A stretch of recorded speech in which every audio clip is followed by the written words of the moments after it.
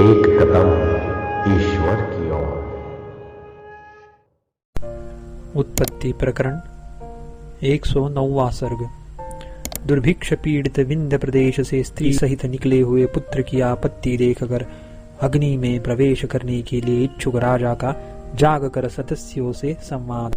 राजा ने कहा, हे सभासदों, उस समय उक्त कष्टदायिनी दैव की प्रतिकूलता के जो अत्यंत संताप देने वाली थी, अतएव यदि उसे अकाल में प्राप्त घोर प्रलय कहा जाए तो कोई अत्युक्ति न होगी। सिर पर पड़ने पर जैसे शरद ऋतु में आकाश से मेघ कहीं दूसरे प्रदेश में चले जाते हैं, वैसे ही कोई लोग अपने परिवार बंधु बांधवों के साथ निकलकर दूसरे देश में चले गए। जैसे वन में काटे गए वृक्ष वहीं पर जीर्ण शीर्ण हो जाते हैं, वैसे ही कितने लोग जो अपने पुत्र स्त्री श्रेष्ठ बंधुओं को अपने शरीर के अवयवों की नाई छोड़ नहीं सकते थे, वही पर तहस नहस हो गए। जैसे अपने घोंसले से निकले हुए पक्षियों को जिनके पंख नहीं निकले हो बाज खा जाते हैं, वैसे ही अपने घर से निकले हुए कितनों को बाघ भालू आदि जंगली जानवर चट कर गए। पतंगों की नाई कोई लोग जली हुई आग में प्रविष्ट हो गए, कोई पहाड़ से लुढ़की हुई शिलाओं की भांति गड्ढों में गिर गए। मैं तो उन ससुर और मित्रों को छोड़कर मेरे पीछे चल सकने में समर्थ केवल अपने कुटुंब को लेकर बड़ी कठिनाई से उस दुर्भिक्ष पीड़ित देश से निकल आया। अग्नि, वायु, बाघ आदि हिंसक जीवों और सर्प आदि की आंखों में धूल झोंक कर यानी उनसे बचकर मैं मृत्यु के भय से सपत्नीक निकल आया। उस देश की सीमा में पहुंचकर वहां एक ताड़ के पेड़ के तले अपने कंधे से बच्चों को, जो विविध अनर्थों के समान भीषण थे, उतार कर मैंने चिरकाल तक विश्राम किया। मेरी दशा बड़ी शोचनीय थी।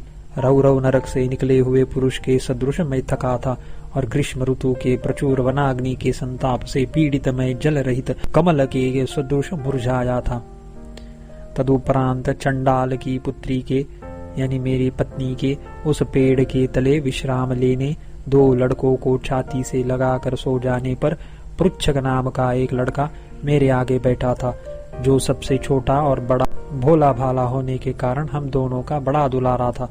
उसने दीन होकर और आंखों में आंसू भरकर मुझसे कहा, पिताजी, मुझे जल्दी खाने के लिए मांस और पीने के लिए रुधिर दीजिए।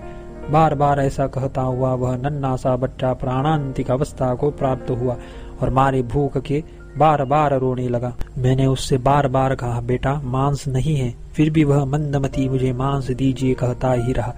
तदुपरांत पुत्र के प्रति गहरे स्नेह से मूढ़ बने हुए अतएव अत्यंत दुखी मैंने उससे कहा, बेटा पका हुआ मेरा मांस खाओ।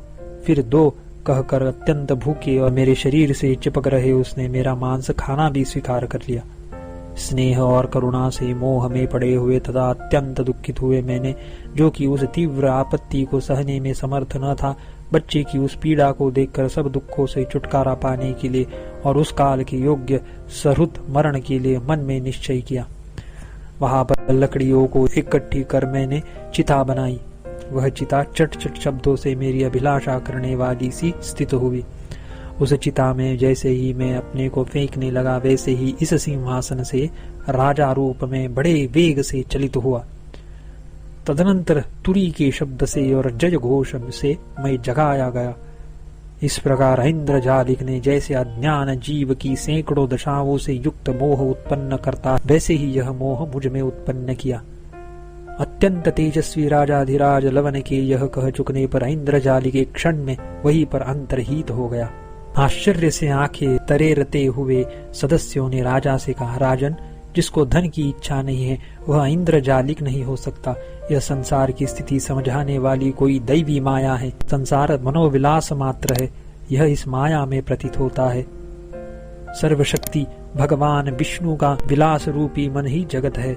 सर्वशक्तिशाली विधाता की सैकड़ों विचित्र शक्तियां हैं, जिनसे विवेकशील मन को भी वे मन से मोहित करते हैं। जिन्हें लोक का वृत्तांत भली भांति ज्ञात है, ऐसे ये महीपति कहा और पामर लोगों की मनोवृत्ति जानने योग्य यह बड़ा भारी संभ्रम कहा। विधाता की माया से ही यह अघटित घटना घटी है, इंद्रजालिक की इच्छा नहीं है। यह मन में मोह डालने वाली माया है। इंद्रजालिक तो नित्य धन की प्राप्ति के लिए प्रयत्न करते हैं, उनका दूसरा कोई प्रयोजन नहीं होता। वे तो बड़े प्रयत्न से धन मांगते हैं, वे अदृश्य नहीं हो जाते। इन दो हेतुओं से संदेहाकुल हम लोग संदेह सागर के तटरूप निर्णय को प्राप्त हुए हैं। श्री वशिष्ठ जी कहते हैं, वत्स श्री रामचंद्र जी, उस समय उस सभा में मैं उपस्थित था, इसलिए यह सब मैंने अपनी आंखों से देखा है, दूसरे के मुंह से नहीं सुना है। हे महात्मन, इस प्रकार बहुत सी कल्पनाओं से बद्धमूल अतएव फल पल्लव और शाखाओं से विस्तार को प्राप्त वृक्ष के समान मन आत्मा के स्वरूप को छिपाकर स्वयं सर्वोत्कर्ष में स्थित है। विचार जनित ज्ञान से मन निर्वास निकता रूप श्रम को प्राप्त करा देने से मन की आत्म स्वभाव होने पर भेदक उपाधि का बाध हो जाने से आप परम पवित्र पद को प्राप्त हो जाएंगे। 109वां सर्ग समाप्त।